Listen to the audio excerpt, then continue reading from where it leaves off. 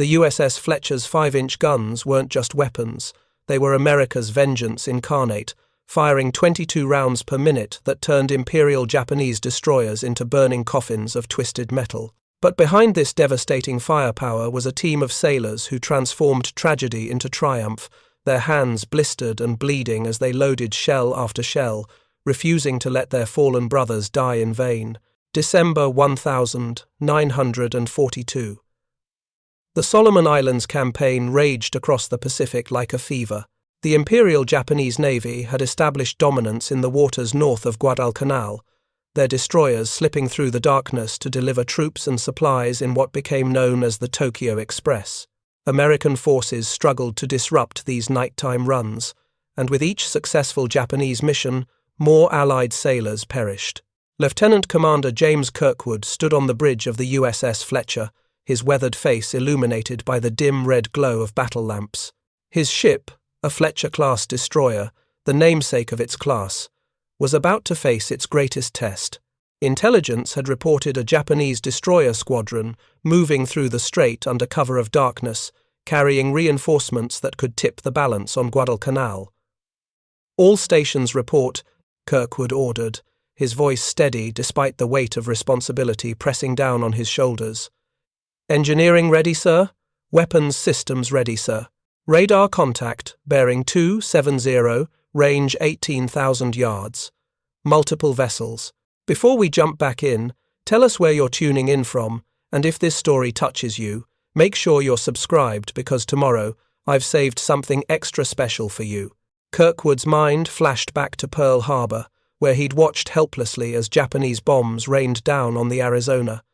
He'd lost friends that day, good men with families and futures. The memory still burned in his gut like acid. Now, nearly a year later, he finally had his chance for retribution. "Battle stations," he ordered. "Prepare to engage." The Fletcher's 5-inch guns were technological marvels, dual-purpose weapons capable of engaging both surface targets and aircraft with devastating effectiveness. 5 turrets, each housing a single 5-inch 38 caliber gun, could fire up to 22 rounds per minute. The math was simple and terrifying. The Fletcher could unleash over 100 shells every 60 seconds, each capable of punching through steel plating and detonating inside an enemy vessel. Below decks, Gunner's Mate First Class Robert Bobby Sullivan moved with practiced precision, directing his crew as they prepared for battle. Sullivan had been a factory worker from Detroit before the war, his hands calloused from years on assembly lines. Now those same hands helped orchestrate a different kind of production, the systematic delivery of high-explosive ordnance. "Remember your drills," Sullivan told his men, making eye contact with each sailor in turn. "Smooth is fast, don't rush, don't fumble, every shell counts." Among Sullivan's crew was Seaman Michael Tanaka, a Japanese-American from California whose family now resided in an internment camp. Despite this injustice, Tanaka had volunteered to serve, determined to prove his loyalty to a country that had betrayed him. His knowledge of Japanese tactics and language had already proven invaluable on several occasions. "Range closing, sir," reported the radar operator. 15,000 yards and decreasing. Kirkwood nodded, his eyes never leaving the horizon. "Maintain course. Let's get a little closer." The Fletcher sliced through the dark water, a predator stalking its prey. The moon remained hidden behind thick clouds, providing the cover they needed. Kirkwood knew that surprise would be their greatest advantage. Japanese destroyers were formidable opponents, fast, maneuverable, and armed with deadly long-lance torpedoes that outranged anything in the prize.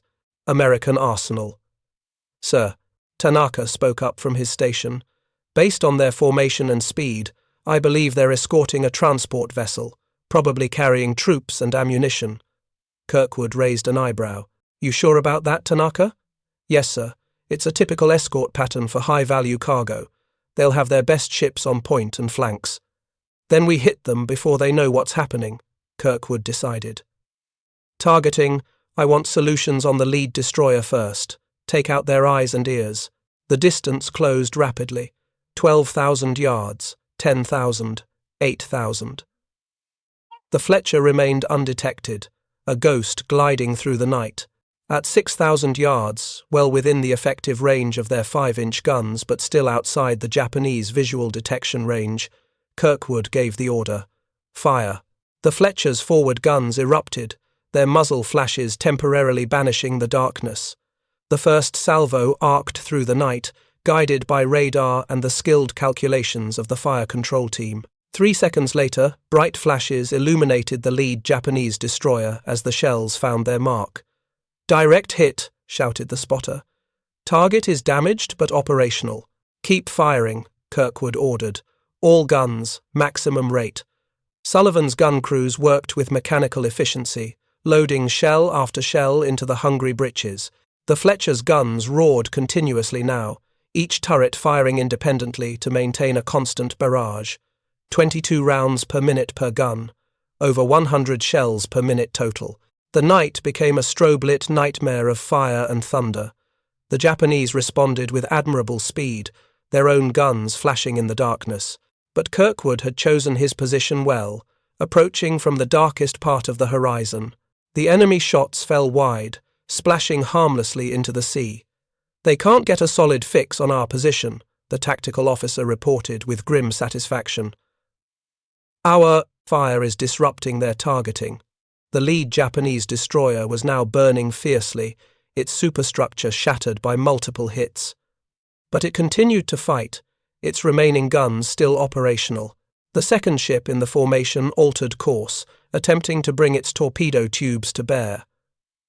"Evasive action," Kirkwood ordered. "Come to heading 140. Maintain fire on target 1, but prepare solutions for target 2. The Fletcher heeled over as it turned sharply, its hull groaning under the strain. Sailors grabbed handholds to keep their footing as the deck tilted beneath them. In the gun turrets, Sullivan's men braced themselves while continuing to load and fire, in an endless cycle. "Sir," called the radar operator, "Target 2 is launching torpedoes." "Hard to starboard," Kirkwood shouted. "Maximum speed." The Fletcher's engines roared as the ship accelerated to its top speed of 36 knots, turning to present the smallest possible profile to the incoming torpedoes. Kirkwood watched the tactical display, calculating angles and times in his head. It would be close. "Brace for evasive maneuvers," he warned over the ship-wide communication system. Below decks, Sullivan steadied his men. "Keep loading. Those bastards can't sink us if they're at the bottom of the ocean first." The Fletcher shuddered as it executed a series of sharp turns, zigzagging to confuse the torpedo guidance. 2 sleek killers passed harmlessly off the port side, their wakes visible in the phosphorescent water. A third missed by mere yards, close enough that several sailors swore they could hear it passing. "Resume course," Kirkwood ordered once the immediate danger had passed. "Target 2 is now our primary. Fire at will." The Fletcher's guns swiveled to their new target and resumed their deadly work. The Japanese destroyer, having revealed its position by launching torpedoes, now found itself under a rain of American shells. The first hits struck its forward section, demolishing the bridge and command center in a spectacular explosion that illuminated the night sea. "Direct hit on Target 2's bridge," reported the spotter. "She's losing way." Sullivan felt the deck vibrate beneath his feet as the Fletcher's guns continued their relentless barrage. His arms burned with fatigue, but he pushed through the pain. Each shell loaded was a blow struck for his country, for the men who had died at Pearl Harbor, for all those who would never see home again. "Keep it up, boys," he encouraged his crew. "We've got them on the ropes now." The second Japanese destroyer was now clearly in trouble, listing heavily to port as fires raged across its deck. Its guns had fallen silent, its crew likely focused on damage control rather than offense. But the third ship in the formation was still very much in the fight, its guns finding their range as it closed the distance. Shells splashed around the Fletcher, some coming perilously close. Then a tremendous impact rocked the American destroyer, throwing men to the deck. A Japanese shell had struck amidships, penetrating the hull before detonating inside. "Damage report," Kirkwood demanded, picking himself up from where he'd been thrown against the bulkhead. "Hit on the port side, compartment 4, came the response. "Fire in the mess hall. Damage control teams responding. Casualties. A pause. At least 5 men dead, sir. Several more injured. Kirkwood absorbed this news with a grim expression. More names to add to the roll of the fallen. More letters he would have to write to grieving families. But now was not the time for mourning. Now was the time for action. Maintain fire on Target 2, he ordered, but shift turrets 3 and 4 to engage Target 3. The Fletcher's guns adjusted their aim, now engaging 2 enemies simultaneously. It was a challenging firing solution, requiring the utmost from both the gun crews and the fire control systems, but Sullivan's men were up to the task, maintaining their punishing rate of fire despite exhaustion and the chaos of battle. Target 2 was now clearly doomed, burning from stem to stern and listing heavily, but it was Target 3 that now posed the greatest threat, having closed to within 4,000 yards, point-blank range in naval terms. Both ships were now engaged in a brutal slugging match, trading shells at a range where misses were rare.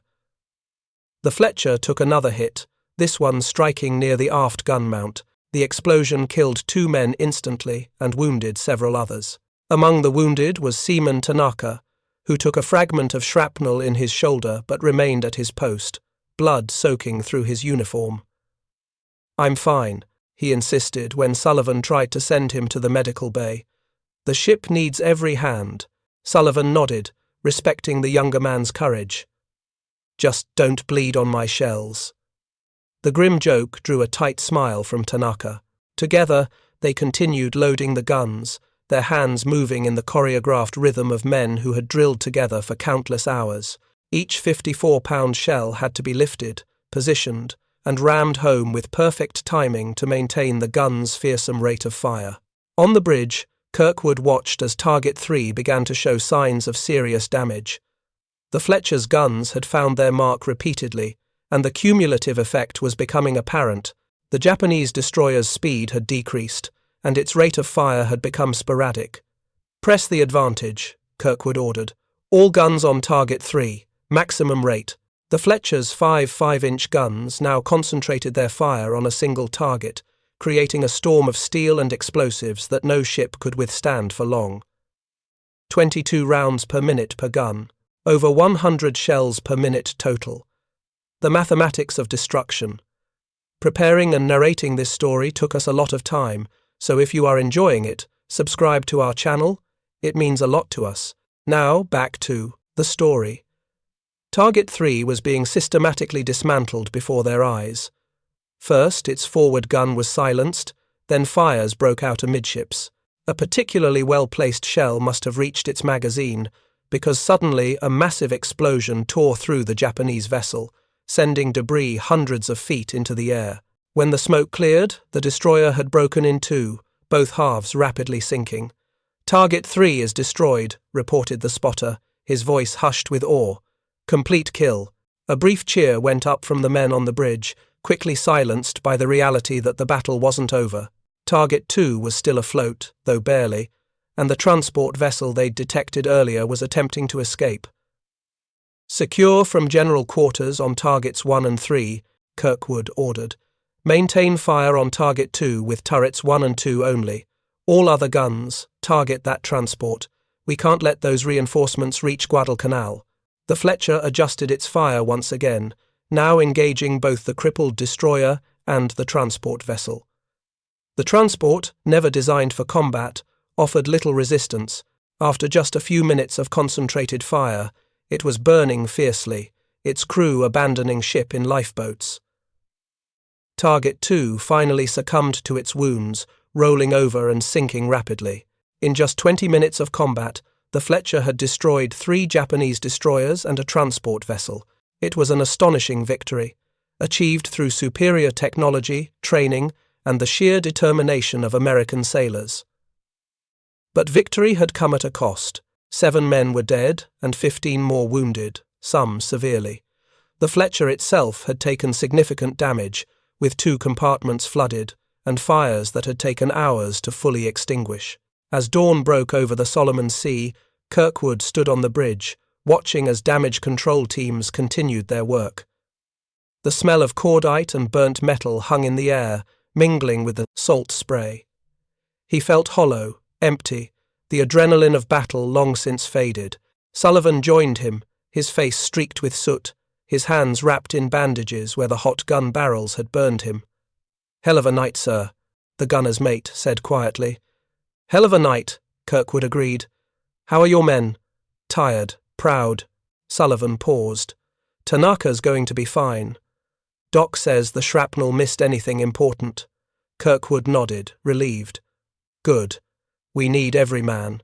He hesitated, then added, "You did exceptional work last night, Chief. Those guns, 22 rounds per minute for nearly half an hour. I've never seen anything like it." Sullivan shrugged modestly. "Just doing our job, sir?" "No," Kirkwood said firmly. "It was more than that. What your gun crews did last night saved this ship and probably hundreds of lives on Guadalcanal. Those reinforcements would have hit our Marines hard." The two men stood in silence for a moment, watching as the rising sun painted the horizon in shades of gold and crimson. Finally, Sullivan spoke. "You know what gets me, sir? Those Japanese sailors. They weren't so different from us. Following orders, fighting for their country, believing they were in the right." Kirkwood considered this. "Maybe so. But they started this war, Chief. They brought this on themselves at Pearl Harbor. I know that, sir. I'm not saying they didn't deserve what they got." Sullivan looked down at his bandaged hands. "Just saying it's all a waste. Good men dying on both sides. That's why we have to end it," Kirkwood said resolutely. "End it decisively. No half measures." Sullivan nodded. "Those 5-inch guns will help with that, sir. 22 rounds per minute. The Japanese have nothing that can match that rate of fire." Kirkwood placed a hand on the gunner's mate's shoulder. "Get some rest, Chief. You've earned it." As Sullivan departed, Kirkwood remained on the bridge, gazing out at the peaceful waters that had been a battlefield just hours before. Somewhere beneath those gentle waves lay the wreckage of 3 Japanese destroyers and hundreds of men who would never see home again. Victory felt hollow in the light of day, but Kirkwood knew they had done what was necessary. The Fletcher and her legendary 5-inch guns had proven themselves in combat, demonstrating the devastating power of American engineering and the indomitable spirit of American sailors. The tide of war in the Pacific was turning, one battle at a time. The USS Fletcher sailed on, scarred but unbowed, ready to face whatever challenges lay ahead. And when those challenges came, her 5-inch guns would be ready, capable of firing 22 rounds per minute, a rate of fire that had turned Japanese destroyers into twisted wreckage in a matter of minutes. This was how America would win the war. Not just with superior technology, but with the courage and determination of men like Sullivan, Tanaka, and all the others who served aboard ships like the Fletcher. Men who understood the cost of freedom and were willing to pay the price. Lieutenant Commander Kirkwood stood at attention in Admiral Halsey's makeshift headquarters on Noumea, his service cap tucked under his arm. Through the open windows came the constant hum of activity. Jeeps rumbling past, sailors calling to one another, the distant drone of aircraft. The Pacific war machine never slept. "At ease, Commander," Halsey said, looking up from the stack of reports on his desk. The legendary admiral's face was weathered by sun and responsibility, deep lines etching the corners of his eyes. "That was one hell of a job you and your crew pulled off." "Thank you, sir," Kirkwood replied, relaxing his posture slightly. "The men deserve all the credit." "And they'll get it," Halsey assured him, lifting a piece of paper. "I've already put in commendations for your gun crews. 22 rounds per minute sustained through an entire engagement? That's not just training, that's heart." Kirkwood nodded in acknowledgement, pride swelling in his chest despite his attempt at professional detachment. "They're good men, Admiral, the best I've served with." Halsey leaned back in his chair, studying the younger officer. "Your ship took damage. How bad?" "Repairable, sir. We'll need about 3 weeks in dry dock. 2 compartments flooded, moderate structural damage amidships, and turret 5 needs a complete overhaul." "And your casualties?" Kirkwood's expression darkened. 7 dead, 15 wounded, 3 critical, but the docs think they'll pull through." Halsey sighed, the weight of command evident in his slumped shoulders. Every victory came with a cost, and it was men like Halsey who had to balance that bloody arithmetic, lives spent versus objectives gained. After a moment's contemplation, he straightened and looked Kirkwood directly in the eye. "I have new orders for you, Commander. Once repairs are complete, the Fletcher will join Task Force 21 under Rear Admiral Wright. Intelligence suggests the Japanese are planning a major reinforcement run to Guadalcanal. We're going to intercept them." "When, sir?" "Mid-January, if repairs proceed on schedule." "This will be bigger than your last engagement, Commander. Much bigger. The Japanese are committing significant forces, possibly including battleships." Kirkwood absorbed this information, his mind already calculating what it would mean for the Fletcher. A destroyer against battleships was like a terrier facing a bull, brave perhaps, but drastically outmatched in weight class. "We'll be ready, sir," he said simply. Halsey nodded, satisfied. "I've authorized priority repairs for the Fletcher. You've proven what those 5-inch guns can do. I want them back in action as soon as possible." Kirkwood left headquarters with his new orders in hand, stepping into the humid tropical air. Around him, New Caledonia bustled with the organized chaos of a major naval base, supply, depots, repair facilities, hospital wards, all working around the clock to support the war effort. His thoughts turned to his crew, especially the gun teams under Sullivan's direction. They had performed miracles during the last battle, maintaining that punishing rate of fire long past what should have been humanly possible. Could they do it again, against even greater odds, and at what cost? Back aboard the Fletcher, now docked in the repair yard, Kirkwood found Sullivan supervising the removal of damaged components from Turret 5. The gunner's mate's hands were still bandaged, but he worked alongside his men, guiding and instructing despite his injuries. "Chief," Kirkwood called, approaching the group. "Got a minute?" Sullivan stepped away from the work crew, wiping sweat from his brow with a forearm. "Sir, new orders," Kirkwood said quietly, leading Sullivan to a relatively private corner of the deck. "Once repairs are complete, we're joining Task Force 21. Intelligence suggests a major Japanese operation in January." Sullivan absorbed this information with a stoic nod. "The men will be ready, sir." "It'll be different this time," Kirkwood warned. "Bigger ships, possibly battleships." At this, even Sullivan's professional demeanor cracked slightly. "Battleships? Sir, our 5-inch shells would just bounce off their armor. I know. We'd have to target superstructures, fire control systems, anything exposed. It won't be easy." Sullivan was quiet for a moment, calculating. "We'll need to modify our loading procedures, increase efficiency. Maybe we can push it to 25 rounds per minute for short bursts." Kirkwood raised an eyebrow. 25? The guns aren't rated past 22. "With respect, sir, those specifications were written by engineers who never had to fight for their lives." Sullivan's eyes glinted with determination. "My boys can push them further. We just need to practice." Kirkwood studied the chief's face, recognizing the same. That fire he felt burning in his own gut. "Do what you need to do, Chief. Just don't break my ship before the Japanese get a chance to." The next 3 weeks passed in a blur of activity. Repair crews worked around the clock, welding, replacing damaged plating, rebuilding shattered compartments. Meanwhile, Sullivan drove his gun teams relentlessly, developing new techniques to increase their already impressive rate of fire. They practiced until their muscles screamed, then practiced more, shaving fractions of seconds off each movement. Seaman Tanaka, his shoulder healing well, became an integral part of this effort. His experience in precision manufacturing before the war gave him insights into the mechanical aspects of the loading process. Together with Sullivan, he made small but crucial adjustments to the gun's mechanisms, nothing that violated specifications, but tweaks that eliminated friction and wasted motion. On the 12th of January 1943, the Fletcher left dry dock, her hull repaired, her guns overhauled and optimized.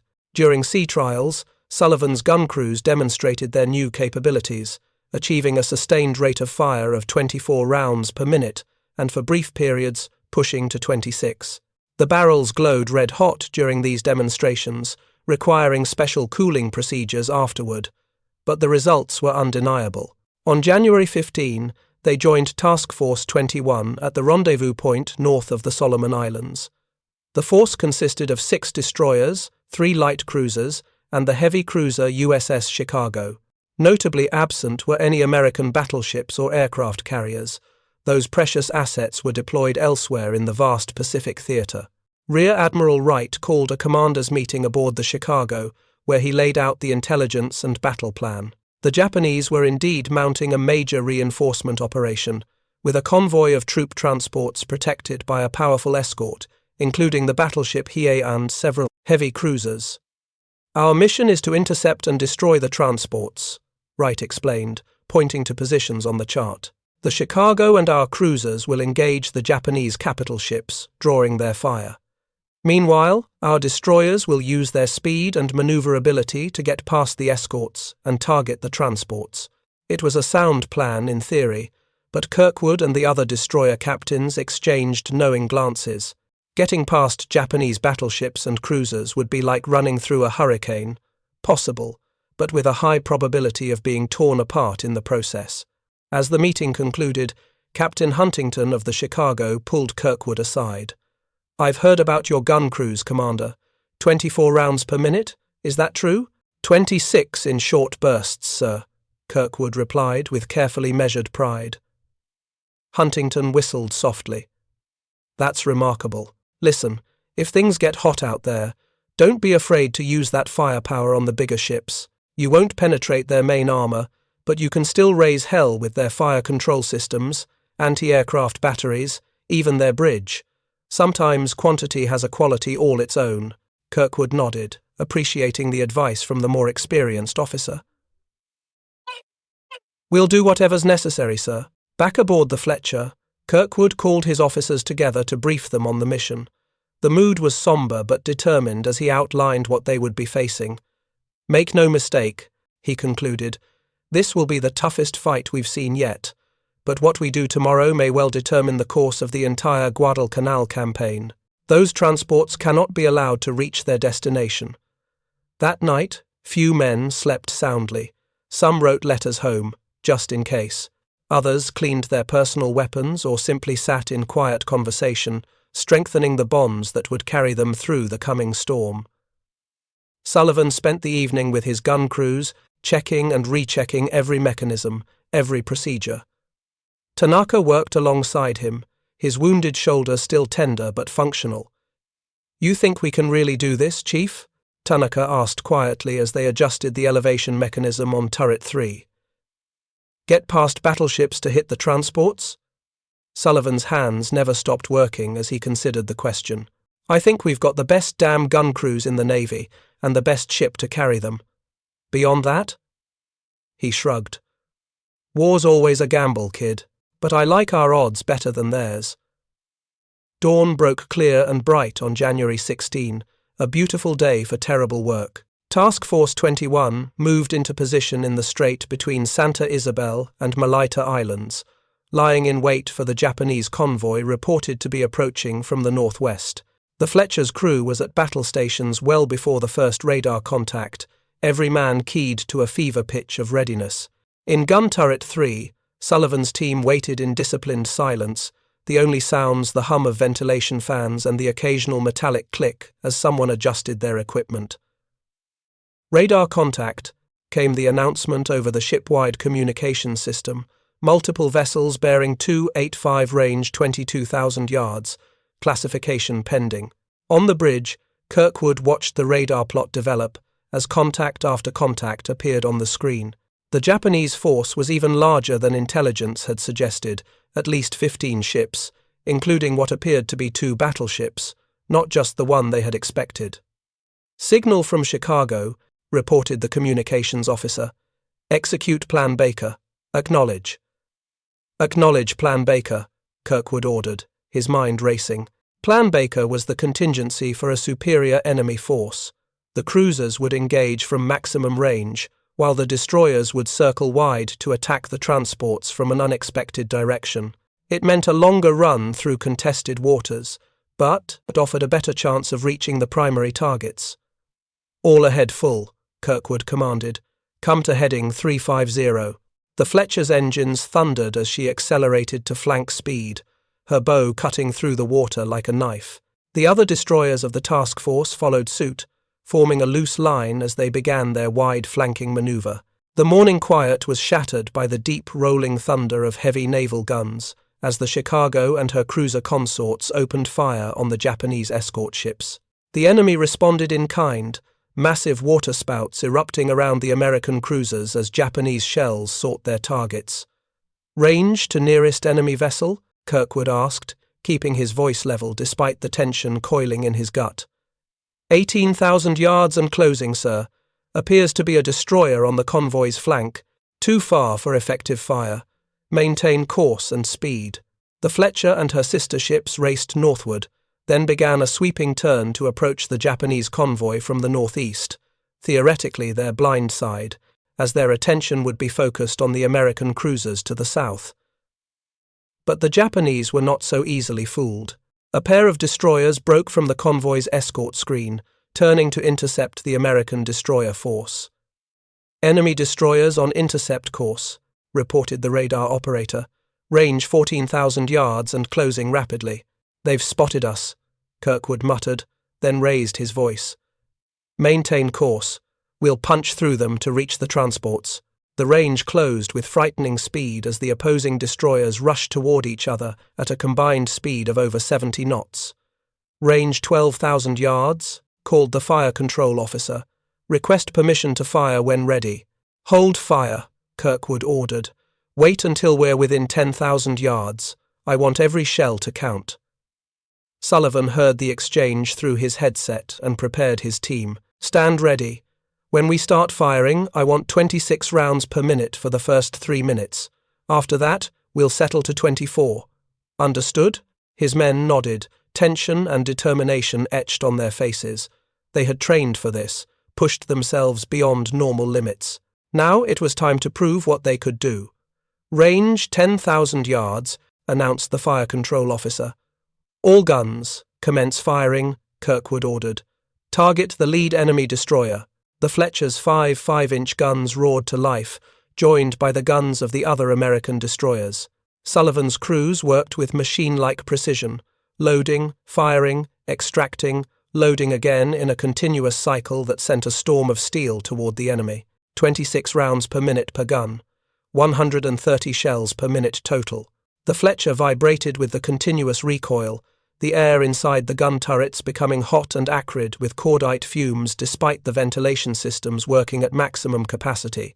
The Japanese destroyers returned fire, their own guns flashing in the morning light. Shells splashed around the Fletcher, some alarmingly close, but the American ship's speed and maneuvering made her a difficult target. "Direct hits on enemy lead destroyer," reported the spotter. Multiple fires observed. The Japanese ship was indeed burning, its superstructure shattered by repeated impacts, but it continued to charge forward, closing the distance with suicidal determination. "They're setting up for a torpedo run," warned the tactical officer. "Recommend evasive action." "Negative," Kirkwood replied, his knuckles white as he gripped the rail. "Maintain course and increase fire rate if possible. We need to disable them before they can launch." In the gun turrets, Sullivan's men heard the order and somehow found reserves of strength they didn't know they possessed. The loading pace increased fractionally, pushing their rate of fire to an unprecedented 28 rounds per minute for a brief, critical period. The effect on the lead Japanese destroyer was catastrophic. Shell after shell hammered into the vessel, tearing apart its structure, igniting fires, and killing crew members. A particularly well-placed round must have detonated a ready ammunition store, because suddenly the enemy ship's entire forward section vanished in a blinding explosion. The destroyer lurched to a stop, mortally wounded, smoke pouring from multiple ruptures in its hull.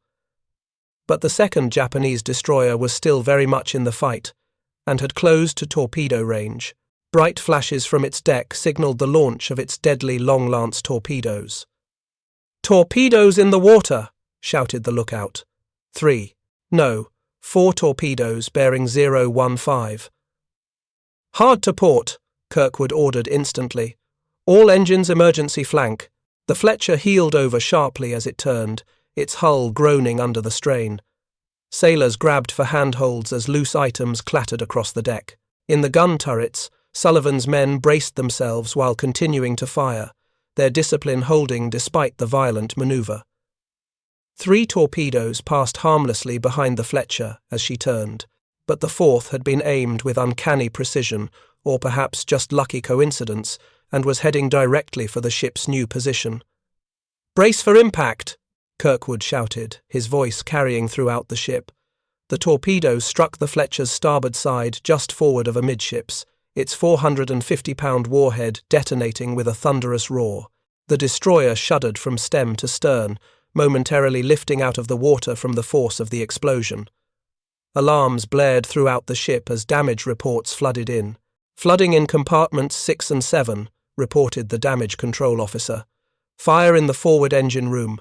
We've lost power to turrets 1 and 2. Kirkwood steadied himself against the violent motion of the ship. "Casualty report? "At least 12 men dead or missing, sir. Several more wounded. The Fletcher was hurt, but not mortally. She continued to move forward, albeit at reduced speed, and 3 of her 5 gun turrets remained operational, including Sullivan's turret 3. "Maintain fire with all operational weapons," Kirkwood ordered. "Target that second destroyer. We can't let it launch more torpedoes." Sullivan's gun crew, along with those in turrets 4 and 5, redoubled their efforts despite the chaos around them. The Fletcher's remaining guns spoke with undiminished fury, pounding the second Japanese destroyer with a relentless barrage. Under this concentrated fire, the enemy ship began to show signs of severe damage. Its own rate of fire faltered, then ceased entirely as the Fletcher's shells found critical targets. Within minutes, it too was burning fiercely, its torpedo tubes wrecked, its engines failing. But the Fletcher had paid a heavy price for this victory. The torpedo hit had caused significant damage, reducing her speed to just 18 knots and leaving a large section of the ship without power. Worse, the main Japanese convoy, the transports and their heavier escorts, was now aware of the American destroyer's flanking maneuver and was adjusting accordingly. "Sir," reported the communications officer, "signal from Commodore Ramsay on the Waller. He's ordering all destroyers to break off the attack and withdraw. The cruiser force is taking heavy damage from the Japanese battleships." Kirkwood hesitated, torn between his orders and the mission objective. The transports were still within reach, vulnerable despite their escorts. To turn back now meant allowing those reinforcements to reach Guadalcanal, where they would kill American Marines. "Sir?" prompted the communications officer. "Your response to Commodore Ramsay?" Kirkwood made his decision. "Signal the Waller. Fletcher continuing mission. Damage sustainable. Will attempt to reach transports." "Sir," the executive officer interjected, "with respect, we're in no condition to—" "I'm well aware of our condition, XO." Kirkwood cut him off. "But those transports cannot be allowed to reach Guadalcanal. The Marines are hanging on by their fingernails as it is." He turned to the helm. "Set course directly for the transport group, all available speed." The Fletcher turned away from the burning Japanese destroyers, limping toward the main convoy at her reduced speed. The other American destroyers had already begun to withdraw, leaving the Fletcher alone in her defiant charge. In gun turret 3, Sullivan received word of Kirkwood's decision with grim satisfaction. "You heard the man," he told his exhausted crew. "We're going after the transports. Those guns are about to get hotter than hell itself." Tanaka, his face streaked with sweat and cordite residue, managed a tight smile. "Just another day in paradise, Chief." The Fletcher approached the Japanese convoy from the northeast, a solitary David against multiple Goliaths.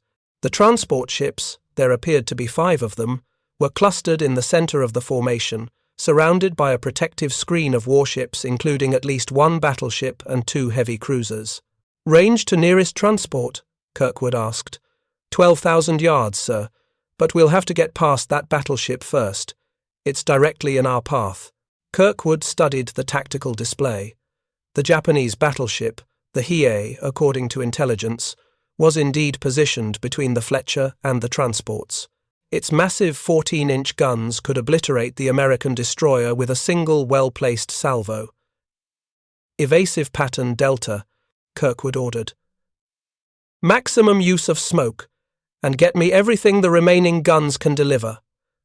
The Fletcher began to zigzag erratically, her damaged hull protesting the strain. Simultaneously, thick clouds of smoke poured from her stacks, creating a protective screen that would make her a pratic, more difficult target for the battleship's fire control systems. In the gun turrets, Sullivan pushed his men to maintain their extraordinary rate of fire despite exhaustion and the stifling heat.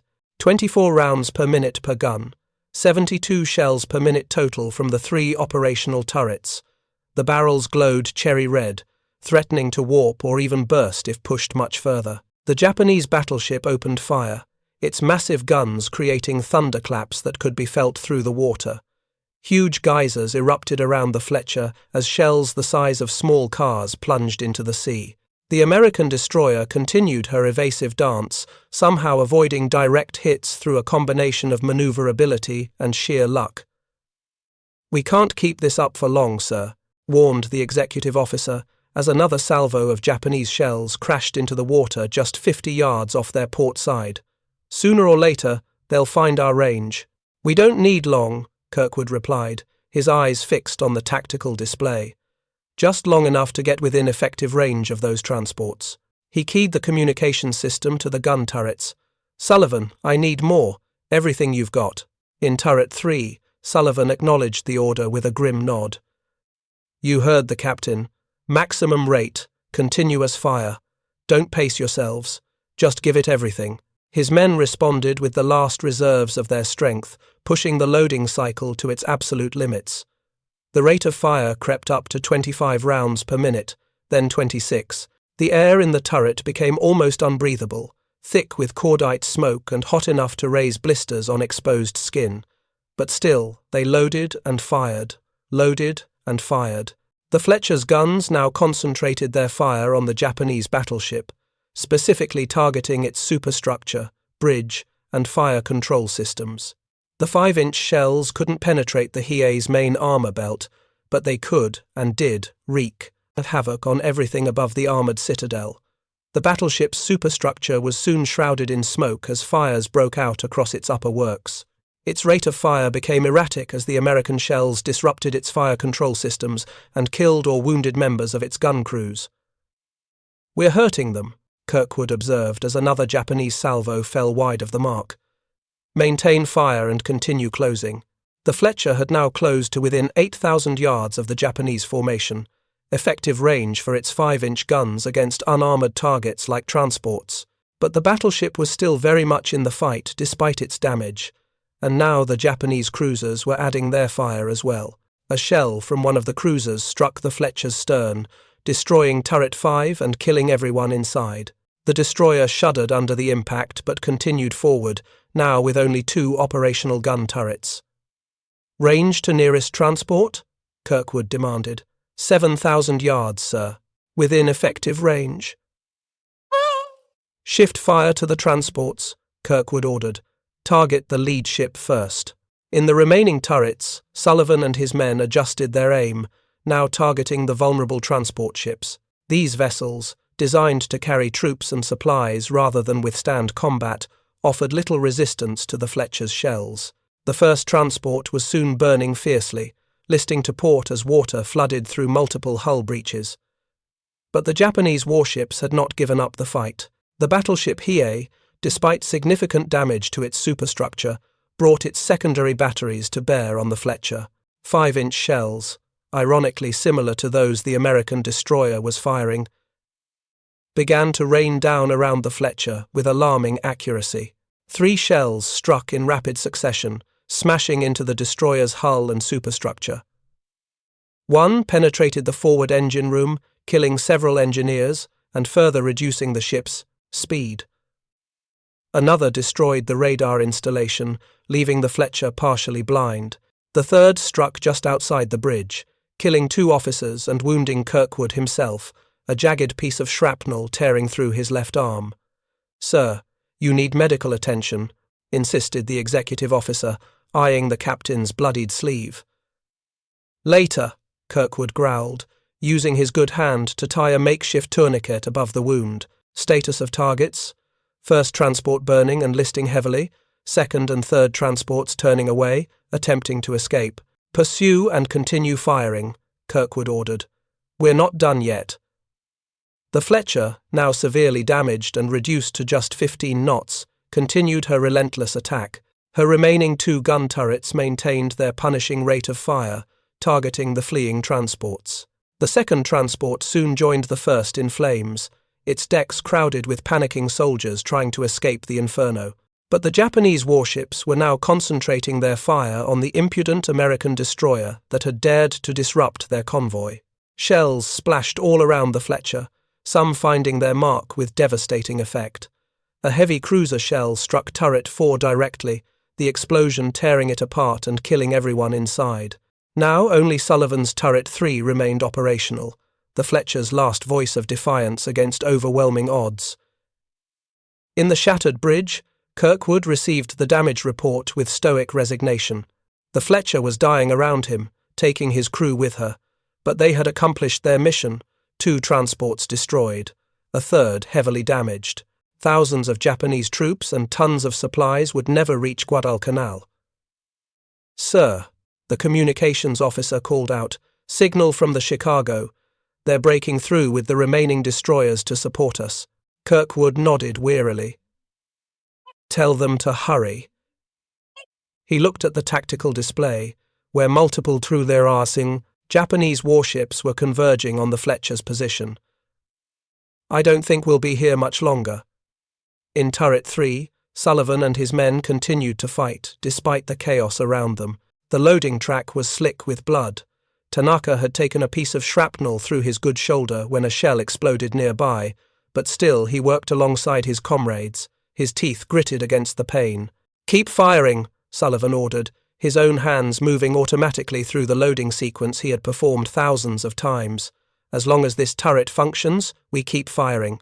The gun roared again and again, its barrel now glowing white-hot, perilously close to failure. 26 rounds per minute, 27, 28, beyond all specifications, beyond what should have been physically possible. On the bridge, Kirkwood watched as a Japanese cruiser moved to deliver the coup de grace, its guns trained directly on the Fletcher's waterline. There was nowhere to run, no way to avoid what was coming. "All hands, brace for impact," he ordered, his voice steady despite knowing what those words likely meant. The Japanese shells struck with devastating accuracy, tearing through the Fletcher's already damaged hull. Seawater rushed in through multiple breaches, flooding compartments faster than damage control teams could respond. The destroyer began to list heavily to port, her decks tilting at an increasingly precarious angle. "Abandon ship," Kirkwood ordered, the words tasting like ash in his mouth. "All hands, abandon ship." Throughout the dying vessel, sailors rushed to launch life rafts and prepare to enter the water. In turret 3, Sullivan received the order with disbelief. "Abandon ship? But we can still fire." "Chief," said one of his men, "the ship is sinking. We need to go." Sullivan looked around at his gun crew, his men, his responsibility. They were exhausted, bloodied, some barely able to stand. Tanaka was propped against the breach, both shoulders now wounded, his face grey with pain and blood loss. "Right," Sullivan decided. "Get Tanaka out first. Move." They helped the injured sailor through the turret hatch and toward the nearest life raft station. Sullivan was the last to leave, pausing for a final look at the gun that had become an extension of himself and his crew. 26 rounds per minute, a miracle of American engineering and human determination. "Goodbye, old girl," he whispered, patting the breech mechanism before following his men. On the listing deck, chaos reigned as sailors rushed to abandon the doomed ship. Life rafts splashed into the water, quickly filling with wounded men. Kirkwood supervised the evacuation from the bridge, refusing to leave until he was certain everyone else had made it off. Sullivan helped Tanaka into one of the last rafts, then looked back toward the bridge. Through the smoke and confusion, he could see Kirkwood still at his post. "Captain," he shouted. "Sir, we need to go now." Kirkwood nodded, finally making his way down to the main deck just as Sullivan reached him. Together, they helped the remaining wounded into the life rafts, then climbed into the last one themselves, as the Fletcher's list became critical. From the relative safety of the rafts, they watched as the destroyer rolled further onto her side, then suddenly capsized completely, her keel momentarily exposed to the sky before she slid beneath the waves. Men removed their caps in silent tribute as their home for the past year disappeared into the depths. But the Fletcher had not died in vain. On the horizon, they could see American cruisers and destroyers engaging the Japanese force, their guns flashing in the midday sun. The transports were in full retreat, 2 burning hulks left behind, a third trailing smoke as it fled. "We did it," Tanaka murmured through pain-clenched teeth. "We actually did it." Sullivan nodded, his hand on the younger man's good shoulder. "That we did, son. That we did." Kirkwood said nothing, his eyes fixed on the distant battle. His ship was gone, many of his men dead or wounded. But they had accomplished their mission against impossible odds. The Fletcher's guns, those incredible 5-inch marvels capable of firing 26 rounds per minute, had made the difference. 3 hours later, they were picked up by the destroyer USS Waller, which had returned with the cruiser force to rescue survivors. As they were helped aboard, Captain Jenkins of the Waller greeted Kirkwood with uncommon respect. "Commander, what you and your ship did today." Jenkins shook his head in amazement. The Chicago's spotters counted over 100 hits on that battleship's superstructure. They said your guns were firing so fast they sounded like one continuous roar. Kirkwood glanced at Sullivan, who stood supporting Tanaka despite his own exhaustion. "We had the best gun crews in the Pacific, Captain. Maybe the best that ever served." 6 months later, in a ceremony at Pearl Harbor, Sullivan, Tanaka, and 23 other survivors of the Fletcher received Navy crosses for extraordinary heroism. Kirkwood, still recovering from his wounds, received the Navy Cross and a promotion to captain. But perhaps more meaningful than the medals was the knowledge of what they had accomplished. The Fletcher had faced overwhelming odds, destroyers, cruisers, even a battleship, and had fought to the last, her 5-inch guns firing at a rate that became legendary throughout the Pacific Fleet. 26 rounds per minute, sustained through an entire battle. Japanese ships sinking in minutes under that withering fire. The legacy of the Fletcher and her gun crews lived on in the ships that followed, in the improved tactics and training that incorporated the lessons they had taught with their blood and courage. Sullivan would go on to train new gun crews, passing on the techniques and spirit that had made the Fletcher's weapons so devastatingly effective.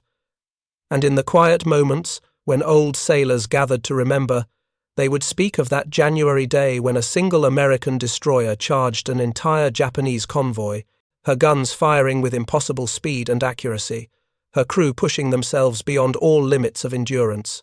They would remember the USS Fletcher and raise a glass to the men who served aboard her, especially to those who never came home. For in that crucible of fire and steel, they had demonstrated the truth that would ultimately win the war. American industry could build the weapons, but it was American courage that made those weapons sing. 26 rounds per minute, Japanese destroyers sinking in minutes.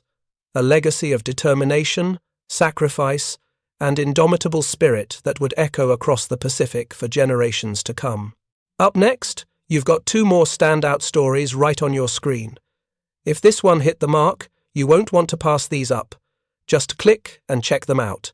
And don't forget to subscribe and turn on the notification bell so you don't miss any upload from us.